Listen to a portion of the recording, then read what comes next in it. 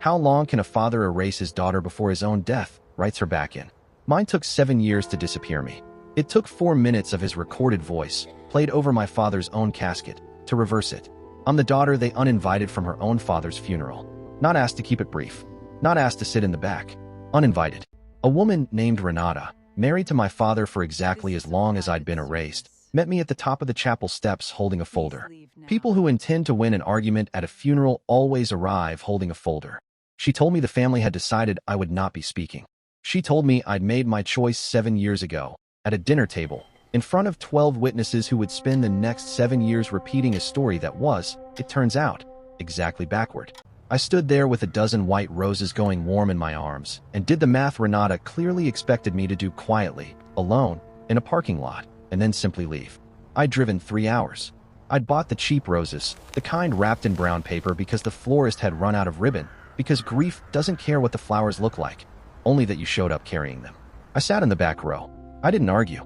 I'd learned, 7 years earlier, exactly what happens when I try to say something true at a table full of people who've already decided what's true without me. So I watched Renata's son deliver a eulogy that mentioned my father's vision, his generosity, his devotion to family, in that order, and never once mentioned my name. Then the attorney stood up. He was holding a small black recorder. My father, it turned out, had recorded something 8 months before he died, and left one instruction attached to it. Play it after the eulogy, before the burial, in front of everyone. Renata's face did something very small and very fast before she rearranged it back into grief. It was the first honest thing I'd seen her do all day. It would not be the last thing that surprised her before this story ends. Before we go any further, don't forget to like this video, subscribe to the channel, turn on the notification bell, and let us know in the comments where you're watching from. Now, let's find out exactly what my father waited 7 years and 1 funeral to finally say. 3 questions are going to follow you through the rest of this story. Why would a father humiliate his own daughter in front of 12 witnesses, publicly, permanently, if he genuinely loved her the way his final recording claims he did? What did Renata and her son actually build inside a company that took my father's 7 silent years to fully unravel, alone, without ever once explaining himself to the one person who'd already handed him proof it existed? And when that recorder finally clicks on in a church full of people who think they already know how this story ends, will the woman standing at the front, holding a folder, still be standing there by the time it clicks back off? Nothing about that dinner table 7 years ago was what it looked like. Not the argument. Not the daughter who walked out. Not even the father who said it. My father built Holloway Manufacturing from a single leased warehouse into 400 jobs across 3 states. The kind of company a whole town points to as proof that patient, honest work still pays off. My mother died when I was 17. For 11 years afterward, it was the two of us, running numbers together at the kitchen table on Sunday evenings, because he trusted my instincts more than his own accountants, and because, I think now, he simply liked having someone across from him on the nights the house felt too quiet otherwise. Renata arrived at a charity gala neither of us particularly wanted to attend. Within 4 months, she'd moved into the house my mother decorated. Within a year, her son Preston had a title at Holloway he was, by every honest account from the floor managers who actually worked beside him, nowhere near qualified to hold. I said nothing for 2 years. I told myself jealousy over a stepbrother I hadn't asked for was beneath both of us. I stopped telling myself that the week I found a line item routing 11% of a quarterly reserve into a shell company that appeared in no filing, no board resolution, nowhere. I traced it back 18 months. I found Preston's signature on the very first transfer, authorizing an access level he should never have possessed, granted, I would learn, by my own father, without ever mentioning it to me. I brought him 9 days of documentation, privately, in his study, the way we'd always handled things that mattered. He read every page in silence. He asked me only one question. Did anyone else know I'd found this? I told him no. 3 weeks later, at a dinner celebrating Preston's promotion, in front of 12 guests, my father stood up and told the table I had never respected what he'd built, that I resented his happiness, that I was more my late mother's daughter than his. He told me I could leave.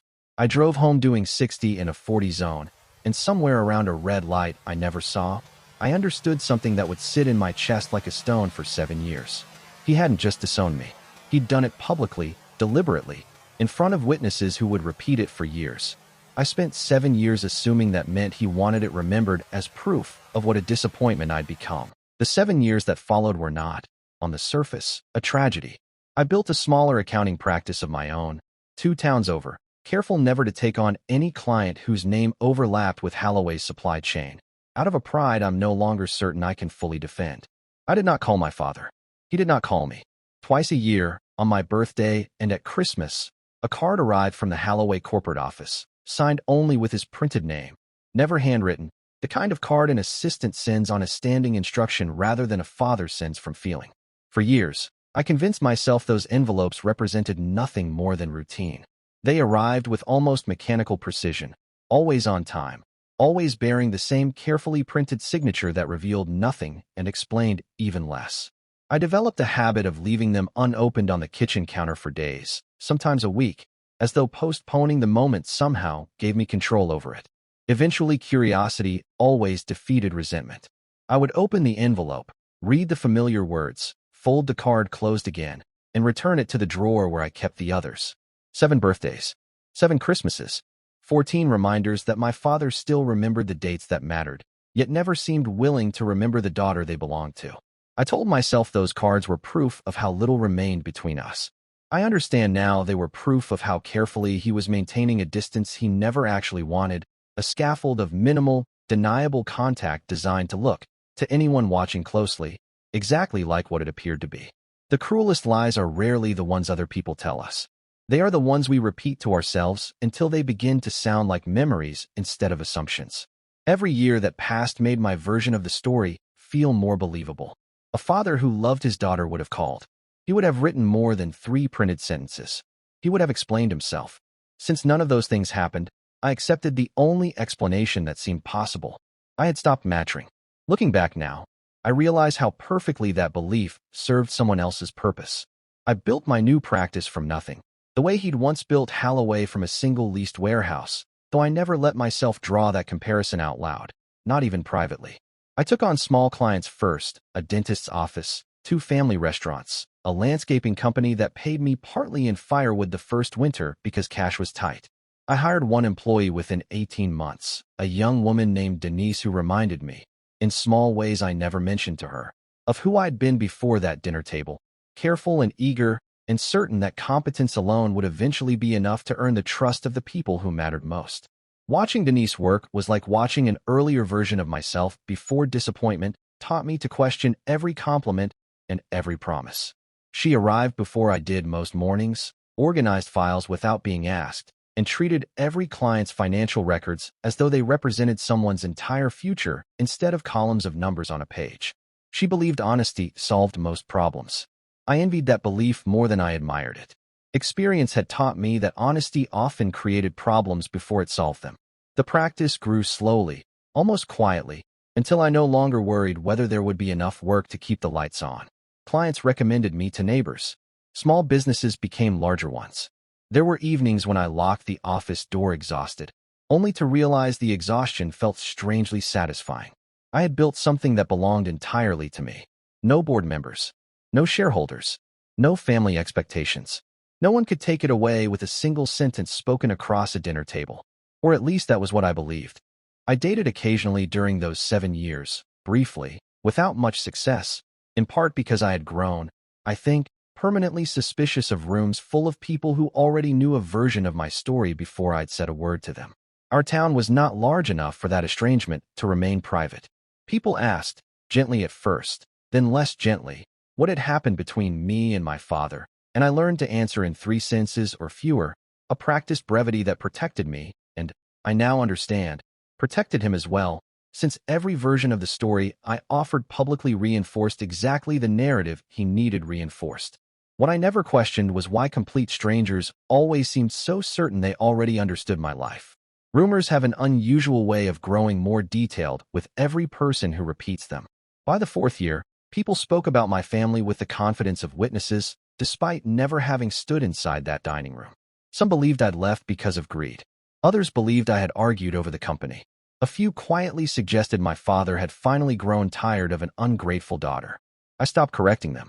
Eventually, you become too exhausted to fight stories that seem determined to survive without the slightest help from the truth. I had no way of knowing that somewhere else, behind closed doors I had not entered in 7 years, another story was unfolding entirely. One built not from rumors or assumptions, but from bank records, shell companies, hidden transfers, and a father who had quietly begun collecting evidence against the two people sleeping under his own roof. While I believed silence meant abandonment, someone else was depending on that silence to keep me alive. I would not understand that until the morning a single phone call changed everything. There was one man, in the fourth year, a contractor named Sam who did renovation work for two of my clients and eventually asked me to dinner after enough chance encounters that it stopped feeling like chance. I liked him considerably more than I let myself admit at the time. He asked, on our third date, gently and without any real expectation of an answer, why I never mentioned my family. I told him, in my practiced 3 sentences, that my father and I were estranged, that it wasn't anyone's fault in particular, that I preferred not to discuss it further. He didn't push. He also, I noticed over the following months, began treating the subject the way you treat a locked room in someone else's house, respectfully, from a distance, never quite comfortable getting closer to it. We lasted just under a year. I have wondered since whether some of what ended it was simply that I had built, without fully realizing it, an entire second life around a wound I refused to let anyone actually look at directly, and that no relationship built on that much careful avoidance was ever likely to survive its own foundation for very long. Sam deserved better than the version of me he received. He deserved someone who could laugh without wondering how quickly happiness might disappear. Someone who could make plans 6 months ahead without feeling guilty for imagining a future she wasn't entirely convinced she deserved. Instead, he found someone who instinctively measured every conversation, every silence, every promise against a betrayal that had happened years before. He never complained. That somehow made it harder. There were evenings we'd sit together after dinner, saying very little, watching the sun disappear beyond the rooftops while he talked about renovations, clients, or whatever project occupied his week. He enjoyed building things, restoring old houses, repairing structures other people believe had reached the end of their usefulness.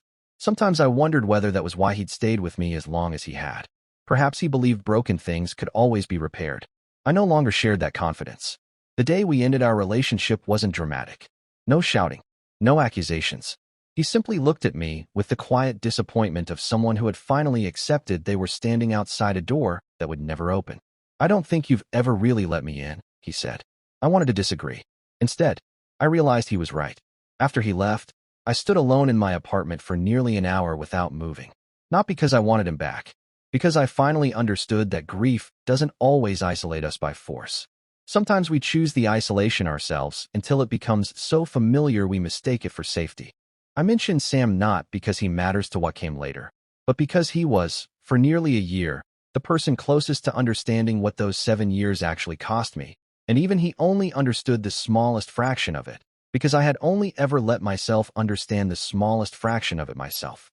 While my life settled into routines that felt increasingly ordinary, another life continued unfolding beyond my sight. The remarkable thing about deception isn't how loudly it announces itself. It's how completely ordinary it appears while it's happening. I believed Holloway Manufacturing no longer belonged to me in any meaningful way. I stopped reading business reports that mentioned the company. I ignored interviews featuring executives whose names I barely recognized. Whenever someone mentioned my father in conversation, I acknowledged the comment politely before steering the discussion elsewhere. It was easier that way. Distance, once practiced long enough, begins to resemble peace. I had no idea that every mile I placed between myself and Holloway Manufacturing was making someone else's work considerably easier. Renata, I learned much later, watched those twice-yearly cards closely. She had them logged, in fact, in a private file that would surface during discovery, a spreadsheet tracking every point of contact between my father and me across 7 years, dates, methods, even a column noting whether I had responded, which I never had, not once, because I hadn't understood there was anything to respond to beyond an obligation being fulfilled at a distance. When investigators eventually showed me that spreadsheet, I remember staring at it much longer than anyone else in the room. Not because of the dates. Not because of the careful documentation. Because someone had spent 7 years monitoring whether a daughter answered birthday cards. No one does that unless those cards matter. At the time, I still didn't fully understand why they mattered so much. I did not know, during any of those 7 years, that Preston's authorization level over Meridian Holdings had continued growing the entire time. I did not know that the 11% I'd flagged in October had climbed to 19% within 2 years, then to 31%, siphoned so gradually and so carefully structured across multiple shell entities that even a forensic audit, my father would later learn, might have taken years to fully untangle without the specific documentation trail he had begun keeping the very week I handed him my own. Everything happened slowly. That was Preston's greatest strength. Most criminals are eventually caught because they become impatient. They take too much. They move too quickly. They believe success makes them invisible. Preston believed something far more dangerous. He believed time was his greatest accomplice. And for 7 years, he was almost right. I learned, much later, the specific architecture of what they had built, because the forensic accountants who eventually unraveled it walked me through every layer of it themselves, patiently, over the course of several long afternoons in a conference room that had once belonged to my father. Meridian Holdings had never been a single entity at all.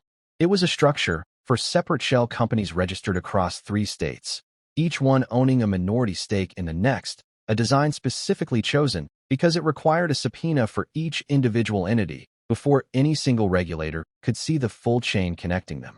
At first, the diagrams looked almost elegant. Colored lines connected one company to another. Ownership percentages looped back on themselves.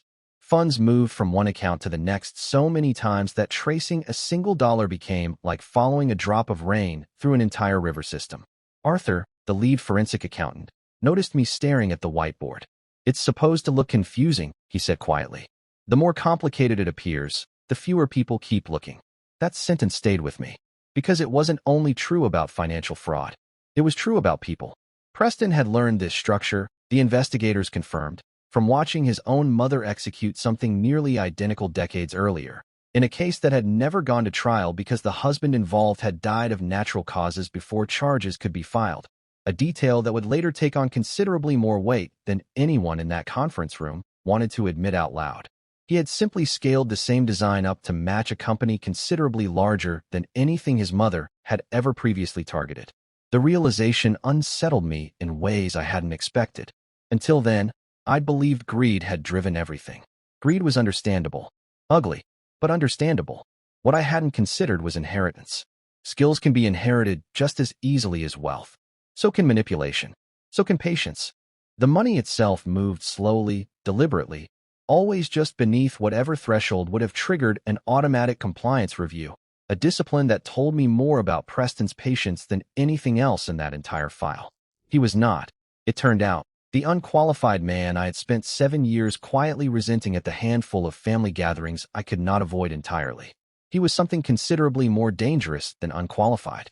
He was patient, methodical, and willing to wait years for a payout most people would have grown careless chasing far sooner.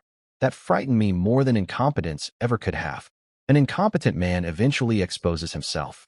A patient one waits until everyone else has stopped paying attention. Then he finishes what he started.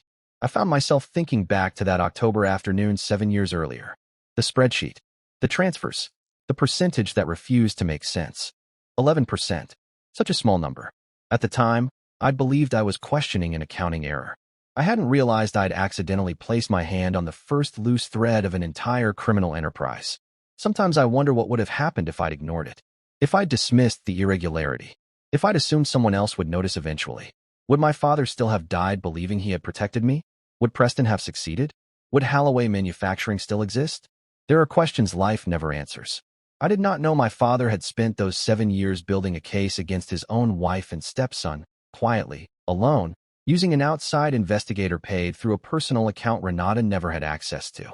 I only knew that he had stopped speaking to me, and that I had let that silence convince me of a story that was, it turned out, exactly backward. That thought haunted me long after everything ended. Not because my father had lied, because he'd lied so convincingly that even I believed him. I replayed that dinner over and over in my mind. His expression, his voice, the anger, the disappointment. None of it had been real. Or perhaps that wasn't entirely true. The anger had been real. It simply hadn't been directed at me. I had mistaken the target. For 7 years. The call came on a Wednesday morning in March.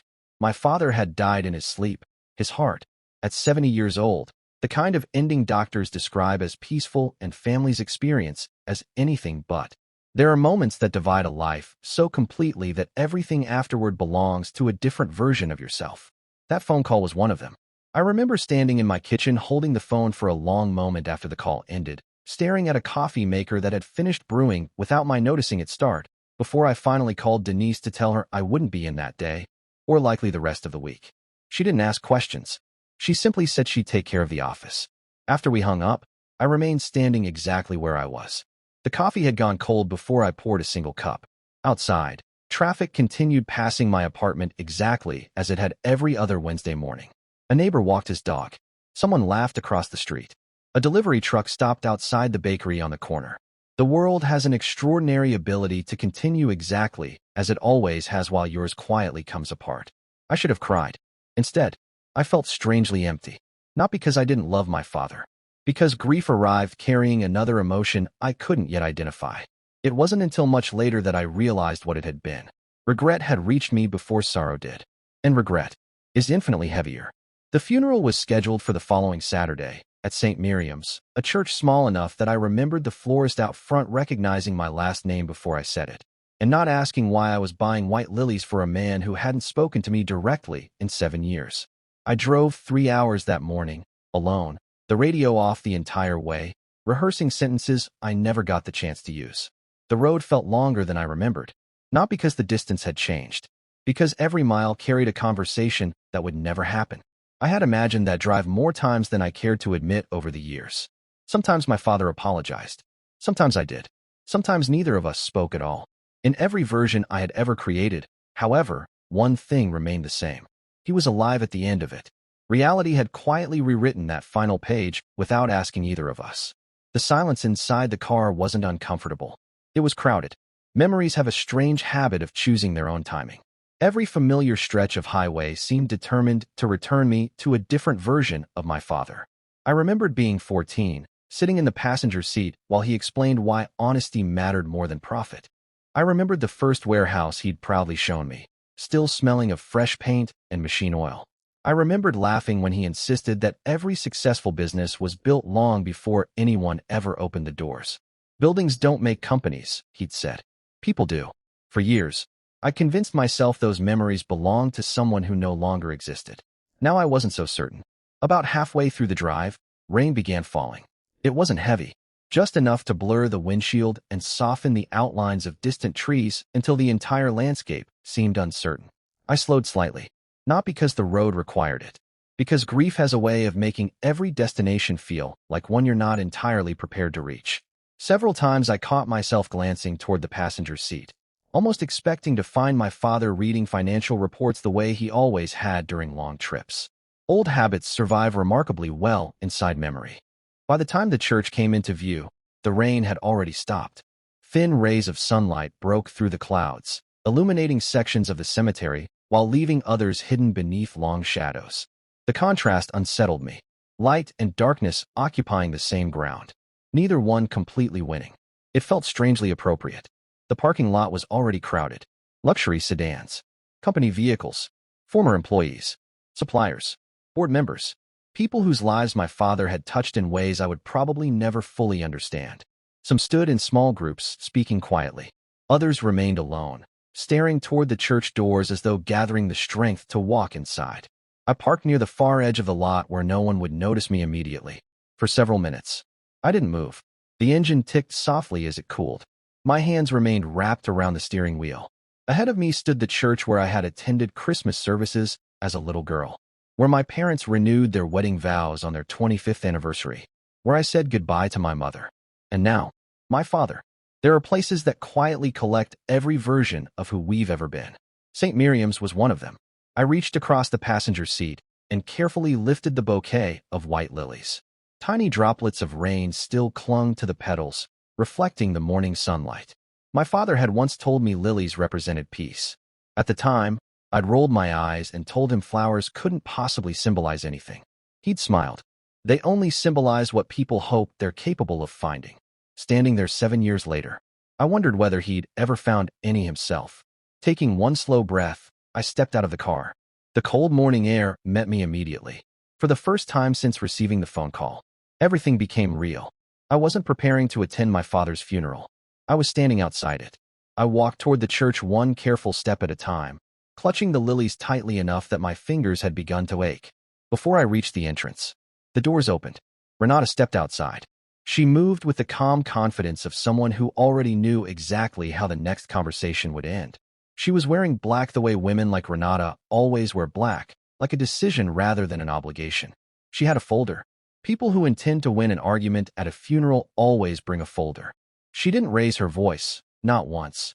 And it took me the better part of that morning to understand that this was the actual weapon, not volume, but the absence of it, the certainty of someone who has already decided she's won before the conversation begins.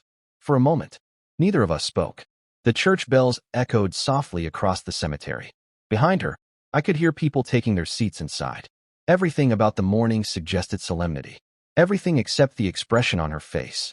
There was grief there, or at least something that resembled it closely enough to convince anyone who didn't know her. I had spent too little time around Renata to understand exactly what I was seeing. But instinct told me one thing with absolute certainty. She wasn't surprised to find me there. She had been expecting me, almost as though someone had told her precisely when I would arrive. Almost as though this conversation had been prepared long before my father ever took his final breath. At the time, I mistook that certainty for confidence. Much later, I would understand it had been something else entirely.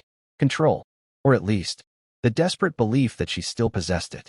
She told me the family had asked that I not speak. She told me I had made my choice a long time ago, and that showing up now wasn't going to rewrite whatever story I'd apparently been telling myself since that November. There was something unsettling about the way she said it. Not angry, not emotional, certain, as though the conversation had already happened somewhere else, and I had merely arrived late enough to hear the ending. For a moment, I simply looked at her. 7 years. 7 years of silence. 7 years of questions. And somehow the first person standing between me and my father's funeral wasn't a stranger. It was the woman who had married him after my mother died. The woman who had watched my family change from the inside. The woman who, even then, seemed far more interested in controlling the doorway than grieving the man inside. I told her I hadn't made any choice at all. I told her my father stood up from a dinner table and told me I wasn't his anymore, and that she had been sitting at that same table when it happened, closer to him than I was, and that she knew exactly the difference between leaving and being pushed out the door. For the first time, something shifted behind her eyes. It lasted less than a second. A hesitation, almost too small to notice. Then it disappeared beneath the same carefully rehearsed expression she'd worn since stepping outside. She said, quietly, that I had been right there when it happened, as though that settled something. Her words landed strangely, not because they hurt, because they sounded practiced, as though she'd repeated them often enough to believe them herself. I said I had opened nothing, that whatever went wrong between us started with him, not me, and that a grown man makes his own decisions. She said he was a grown man who, in 7 years, never once returned a single box I had shipped to him, not one letter carrying his own handwriting on it. She said mine had been the only handwriting on any of it, hers, and that she would know it anywhere by now. She had seen enough of it. The lilies suddenly felt heavier in my hands. Boxes. Letters. Handwriting. I stared at her. What boxes? The question escaped before I could stop it. She blinked. Just once. Not enough for anyone else to notice. Enough for me.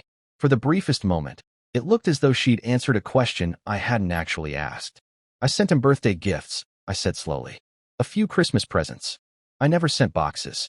She didn't answer. Instead, she adjusted the folder beneath her arm. Such a small movement. But people often reach for something solid when certainty begins slipping away. I watched her carefully. There are moments when an entire conversation changes direction without either person realizing it. That was one of them. She recovered quickly. Too quickly. It doesn't matter anymore, she said. The family has made its wishes clear. The family. Not my father. Not Richard. The family. The distinction lingered in my mind far longer than it should have. And that was when I understood, standing on those steps with a dozen white lilies going warm in my arms, that whatever had happened at that dinner table 7 years earlier, Renata had been standing considerably closer to the center of it than a grieving widow usually stands. The realization didn't arrive dramatically. There was no sudden certainty, only the faint, uncomfortable feeling that pieces I'd accepted for years no longer fit together the way they once had. I couldn't explain why. Not yet. But instinct has a language logic often takes years to translate. I sat in the back row. I did not argue further. I had been told enough times by then to understand that the part that matters rarely happens at the church door. It happens later, quieter, when no one is watching for it anymore. The sanctuary smelled faintly of polished wood and lilies. Sunlight filtered through stained glass windows, scattering soft colors across the pews. Every seat near the front had already been filled. Executives, board members, business associates, friends, people whose faces I recognized, but whose names had faded with time. As I walked toward the back, conversations stopped. Not completely, just enough. Eyes followed me, some with sympathy, some with curiosity, others with the quiet discomfort of people witnessing something they didn't fully understand. For years they had believed one version of my story, the estranged daughter, the disappointment, the one Richard Halloway had publicly rejected. No one questioned that story. Why would they? They had seen it happen. Or at least, they believed they had. I took the last empty pew and placed the lilies beside me. The service began. Voices blended into familiar prayers I'd memorized as a child. I heard every word. I absorbed almost none of them. My attention kept drifting toward the front, toward Renata, toward Preston. Neither of them looked back. Neither acknowledged I was there. It wasn't hatred I saw. It was confidence. The quiet confidence of two people convinced the story had already ended. Neither of them noticed the estate attorney seated 3 rows away, or the small black recorder resting beside a neatly closed folder. And neither of them could possibly have known that before the morning was over, everything they believed was safely buried with Richard Halloway was about to speak one final time. So I sat, and I watched Preston, a man I had met perhaps a dozen times across 7 years and disliked with a consistency I no longer felt any need to apologize for, deliver a eulogy that mentioned my father's generosity, his vision, his devotion to family, in that order, and never once mentioned my name, my mother's name, or the daughter he had, according to every version of the story I'd been told, chosen to leave behind entirely. He spoke with remarkable confidence. If I hadn't known him, I might even have believed him. His voice never shook. His hands never trembled. Every sentence sounded carefully measured, polished into exactly the version of Richard Halloway the room expected to remember. He described a visionary, a mentor, a businessman whose greatest achievement had been building a company from almost nothing. Then he spoke about loyalty, about sacrifice, about family. That word lingered in the air longer than the others. Family. It echoed strangely inside the chapel, because every person sitting there believed they already knew what Richard Halloway's family looked like.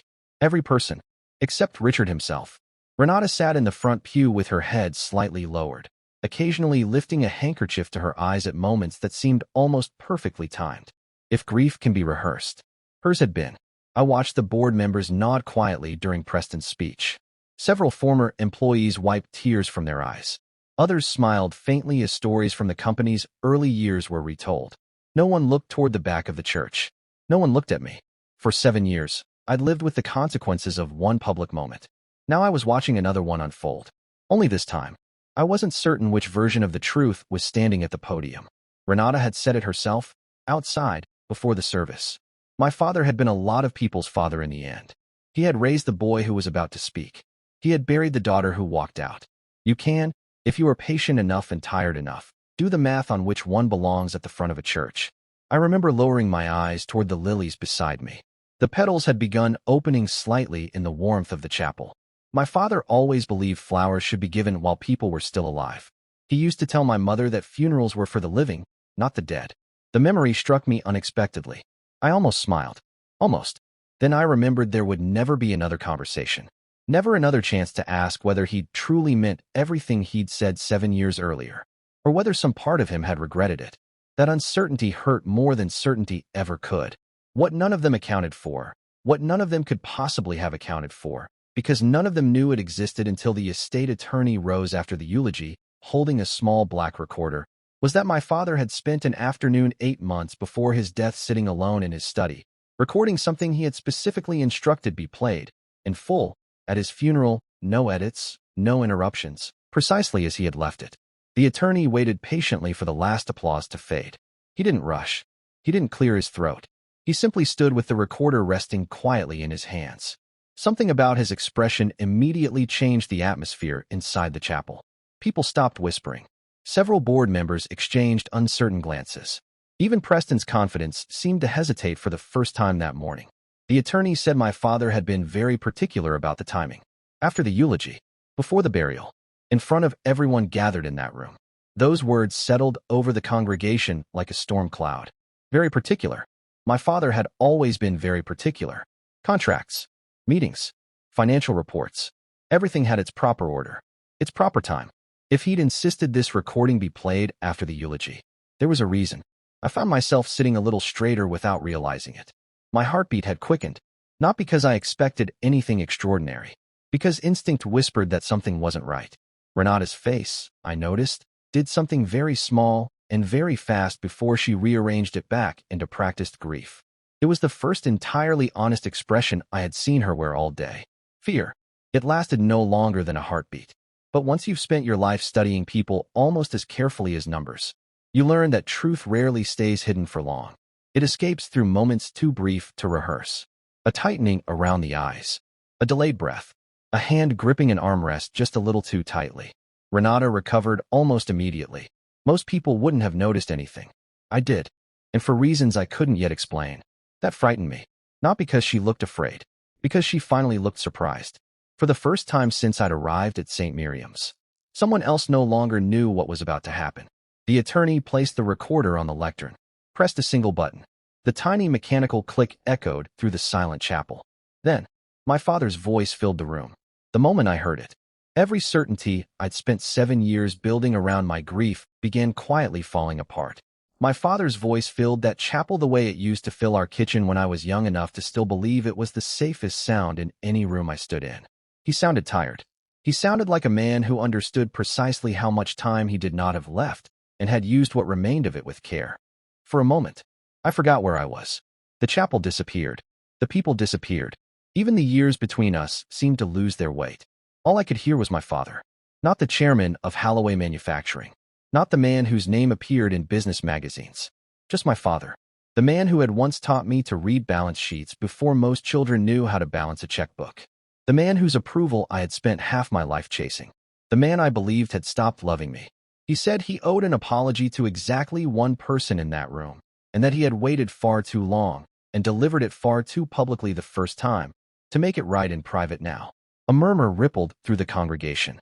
Not loud, just enough to remind everyone they weren't the only ones struggling to understand where this was going. I didn't move. I barely breathed. Every instinct I had told me not to interrupt the silence with even the smallest movement. Because something impossible was happening. The story I'd spent 7 years believing was beginning to crack. He said that 7 years earlier, he had not disowned his daughter because she disrespected him. He said he had done it because 3 weeks before that dinner, she had come to him privately, not at any table, privately, and shown him irregularities inside the holding structure Preston's team had quietly been building around him, transfers routing company assets into accounts that carried no name he recognized at all. Gasps echoed softly through the chapel. Someone near the front whispered, "What?" Another person turned slowly toward Preston. I didn't. I couldn't. I was still staring at the small recorder sitting on the lectern. 7 years. Every lonely birthday. Every Christmas. Every night I'd wondered what I'd done wrong. Every moment I'd replayed that dinner searching for the mistake that had cost me my father. None of it had happened the way I'd believed. He said he had not doubted her for a single moment. He said the difficulty was never belief. The difficulty was understanding, immediately and completely, what belief would require of him. It would mean the woman he had married 4 years earlier and the son she had brought into his house and raised alongside his own memory of a wife he still grieved daily, had spent those 4 years positioning themselves inside his company with the deliberate, patient intention of eventually owning everything he had spent 30 years building from a single leased warehouse. This time, the silence was different. It wasn't respectful anymore. It was stunned. I slowly lifted my eyes toward the front of the church. Preston's expression had disappeared completely. The confidence, the polished composure, the carefully rehearsed image he'd worn all morning. Gone. Renata remained perfectly still. Too still. Her face had become almost unreadable. But her hands betrayed her. They were gripping the edge of the pew so tightly that the knuckles had turned white. For the first time, they looked like people reacting instead of performing. He said the only protection he could think to offer his daughter, sitting across from her in that study with proof he had not wanted to hold, was to remove every trace of suspicion from her entirely, immediately, before Renata or Preston ever had reason to wonder who had found what she'd found. I felt my chest tighten, not because I finally understood, because I finally understood what it had cost him. He hadn't chosen them. He had chosen the only strategy he believed would keep me alive, and I had spent 7 years hating him for it. The realization was almost unbearable. How many times had he wanted to explain? How many letters had he started before deciding they were too dangerous? How many phone calls had ended before they began? Questions arrived faster than answers, each one heavier than the last. So he did the only thing that occurred to him in time. He humiliated her, publicly, completely, in front of 12 witnesses who would repeat that story for years without ever once questioning it. He made her the villain of his own family's narrative, so that no one, not Renata, not Preston, not a single guest at that table, would ever think to look in her direction once the money began quietly disappearing in earnest. Someone began crying quietly somewhere behind me. I didn't know who. Perhaps it didn't matter. An entire room was discovering that memory itself could be manipulated. That one public humiliation had shaped 7 years of assumptions, 7 years of gossip, 7 years of whispered conversations, 7 years of strangers believing they knew the truth.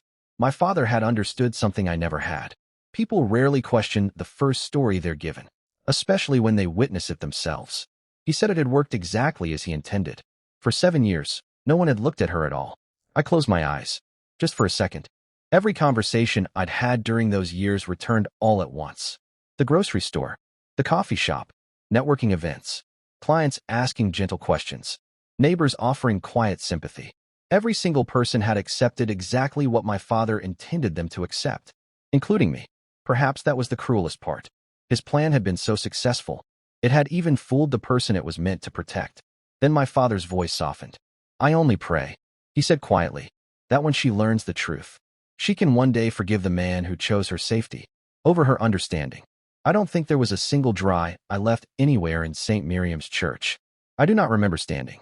I remember the recorder clicking off, and I remember the silence that followed being different from every other silence I had sat inside for 7 years, because for the first time, it was not aimed at me. Silence has a sound. I never believed that until that morning.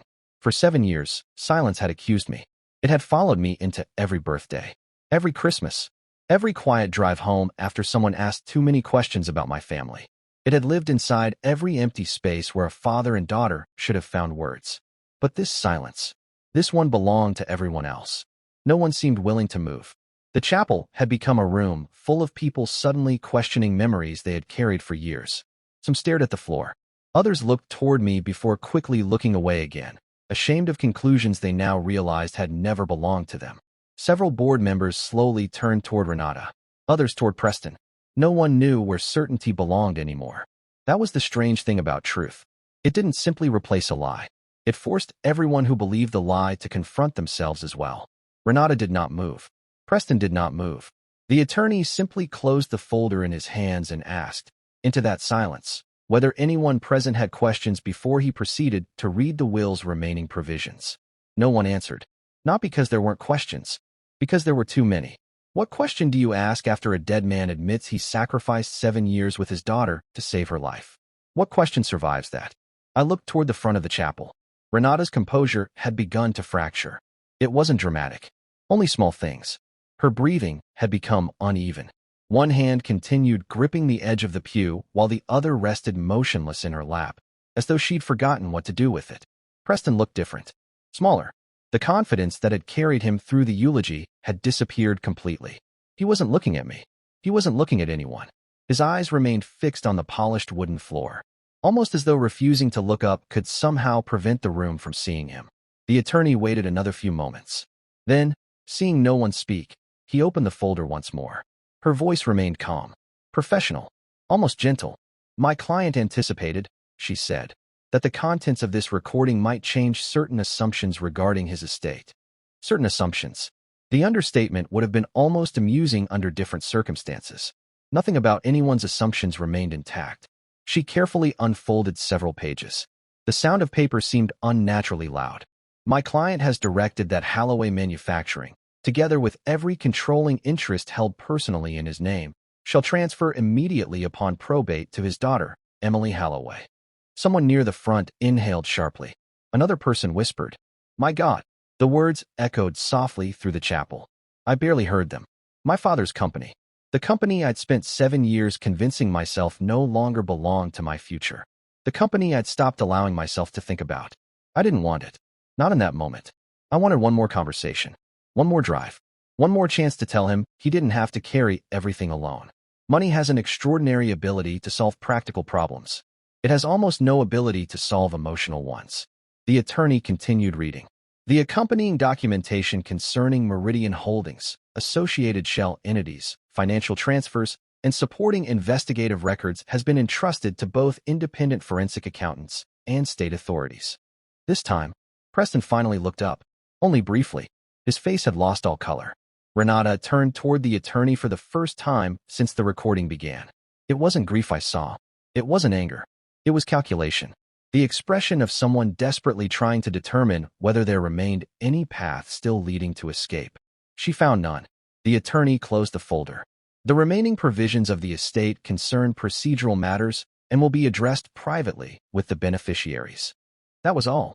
No dramatic declaration. No confrontation. No raised voices.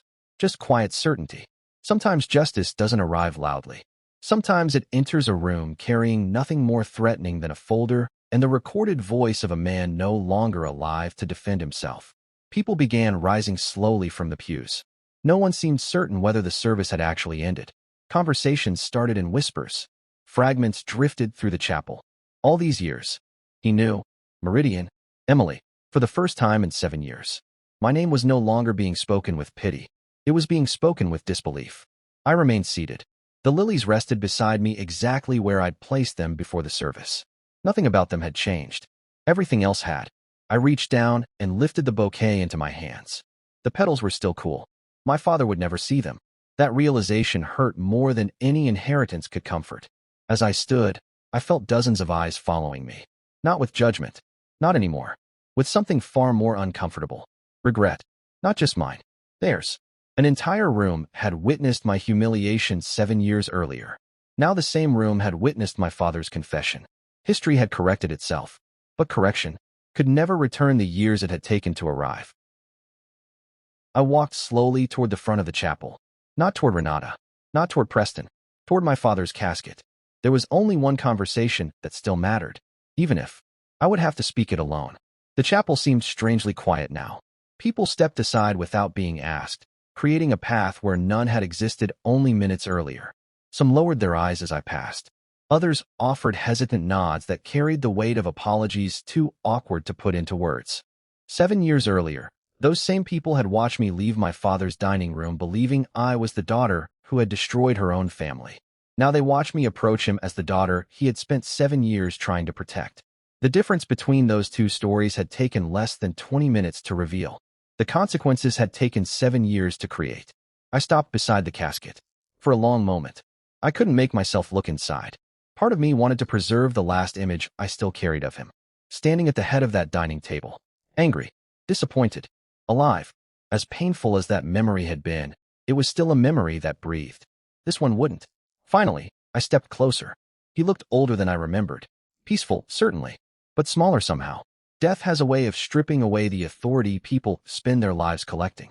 The chairman, the businessman, the founder of Halloway Manufacturing. None of those titles mattered anymore. He was simply my father. I placed the white lilies gently beside him.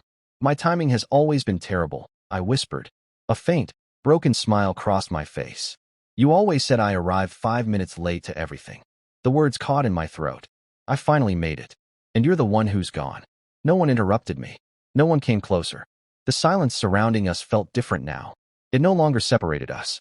It allowed us one final conversation. I hated you, I admitted quietly. I hated you for so long. My eyes filled before I realized I was crying. I thought you chose them. I thought I wasn't enough. I stopped matching. The tears came without warning. Not dramatic. Not uncontrollable. Just years of unanswered questions quietly dissolving into grief. I'm sorry. The words surprised even me. I should have trusted the man who taught me to question everything. A memory surfaced unexpectedly. I was 12 years old. We were sitting in his office after school. He had handed me 2 financial statements. One was genuine. The other contained 3 deliberate mistakes. Never assume the page is telling you the truth, he'd said. Verify it.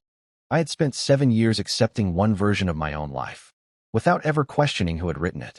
A quiet sob escaped before I could stop it. I finally understand. I just wish I hadn't waited until now. Behind me, I heard footsteps approaching slowly. I didn't turn around.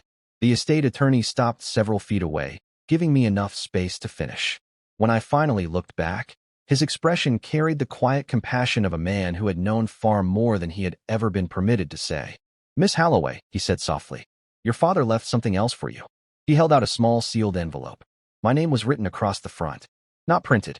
Handwritten. I stared at it. 7 years. 7 years without seeing his handwriting. My fingers trembled as I accepted it. "I was instructed," the attorney continued, "to give this to you only after the recording had finished." I nodded silently. For several seconds, I simply traced the familiar handwriting with my thumb. It looked exactly the way I remembered. Firm. Precise. Confident. So painfully familiar that it almost hurt to see it again. I opened the envelope carefully. Inside was a single folded letter. Only one page. At the top, in my father's unmistakable handwriting, were the words, "Emily, if you're reading this, then my greatest regret has finally become your burden instead of mine." I closed my eyes. Not because I couldn't continue. Because after 7 years of believing every message from him had been written by someone else, I was finally holding words that belonged only to my father. And somehow, that single page felt heavier than everything else he had left behind. I wasn't afraid of what the letter might say. I was afraid of what it might change. Because if my father's recording had rewritten the last 7 years of my life, what waited inside this letter could rewrite everything that came before it. I took one last breath. Then I unfolded the page. But what I read next changed everything. If you thought the funeral recording changed everything, wait until you discover what was inside Richard Holloway's final letter. If you enjoyed this story, don't forget to like, subscribe, and leave a comment telling me what you think Richard wrote in the letter before we reveal it.